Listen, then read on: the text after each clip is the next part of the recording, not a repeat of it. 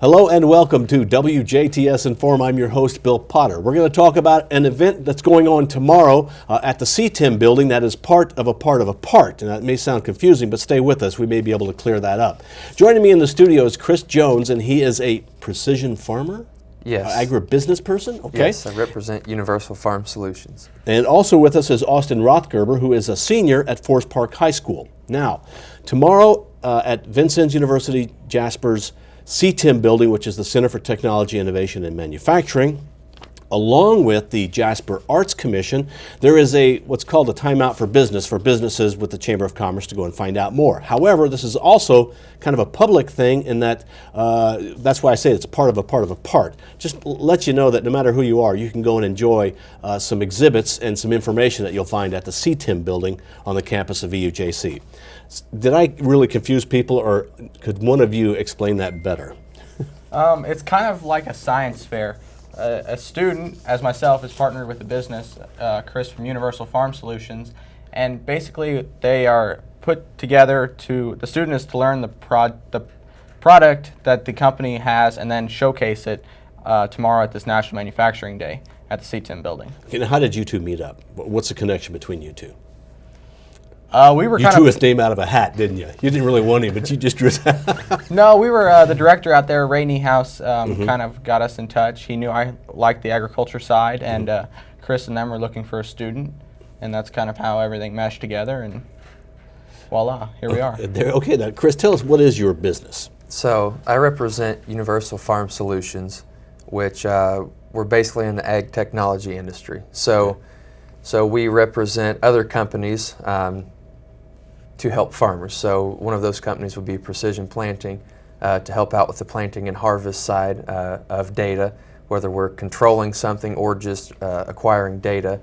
OPI, temperature cables and grain bins, to Climate Corporation. We may not actively sell all of those products, but we represent and do sell and service most of them. Okay, and so you're going to be his display tomorrow, is that correct? How does that work out?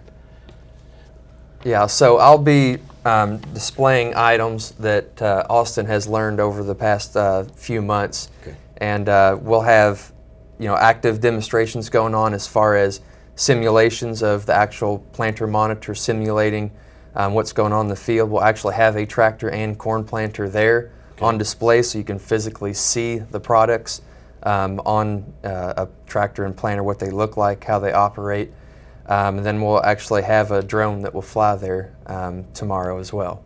Okay, now, so agriculture is a whole different world than it used to be. Now for you, Austin, it's probably like, well, this is the way it ought to be. For me, it's like I can remember when we turned things over with a shovel, but it's a whole different world. What have you learned, Austin? I've learned a lot about the monitoring and how electronics are incorporated, where they're actually using an iPad now to view different field data, whether that's population, singulation, or different, even the speeds that the tractor goes. So it's much more advanced than just hooking the ox up and pulling a plow through the field. Okay, now, I'm not that old that I remember an ox, but But it's much more advanced. It's not, a farmer just goes out and throws a crop in the ground. We're monitoring everything to help up that yield from year to year and to produce the most crop out of that land as we can. And that's fascinating. Yeah. Is everybody doing that now, or is that something that really everybody's going to have to do?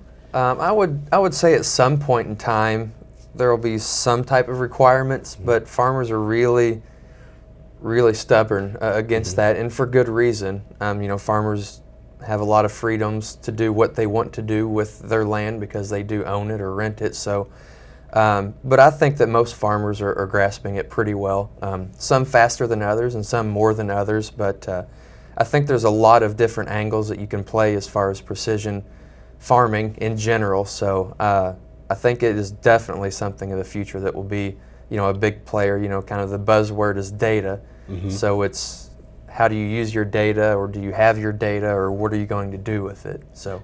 And now you're using a drone to see where the tractor is? What's the drone, which is up in the air shooting a picture? So the drone can do basically two functions. It can be a toy. Honestly, you can fly it over your house and fly it over your backyard and see where your dog is or where your car is parked. Okay. You know, the obvious as a sport basically. Okay. And then within farming we use it as a tool. So we would fly it over a field to do one of two things, either to visually see the field as far as a video or a still picture. That could maybe tell us where we missed a part of the field or where something drowned it out or something it just isn't correct by the human eye. Okay. The other thing we can do is we can see a vegetative index, which is an infrared view of the field that would tell us where the crop is more dense or less dense, maybe help us with disease pressure, insect pressure, and those sort of things. Fascinating. And we can find out more about that. That's the whole idea tomorrow. Yeah, to show off all those new He's products. just probably one element. You're agribusiness, but it's also part of manufacturing day. That is correct. What are some of the other things that we'll see there?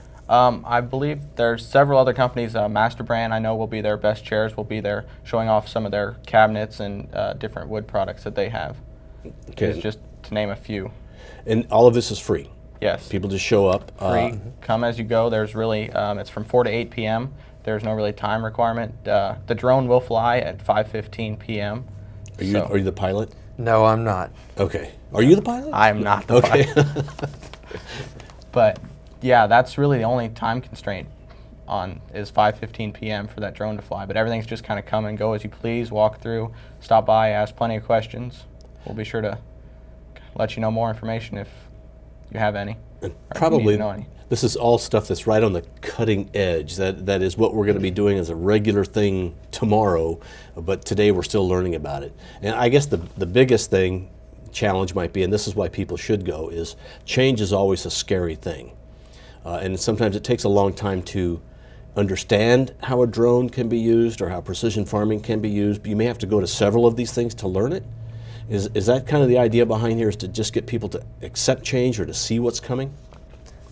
Yeah, I think it's just a way to showcase, what local businesses do, and to also showcase things of the future. Maybe that aren't commonplace. That at least give people an idea, instead of hearing about it later on national news about how it's bad or something.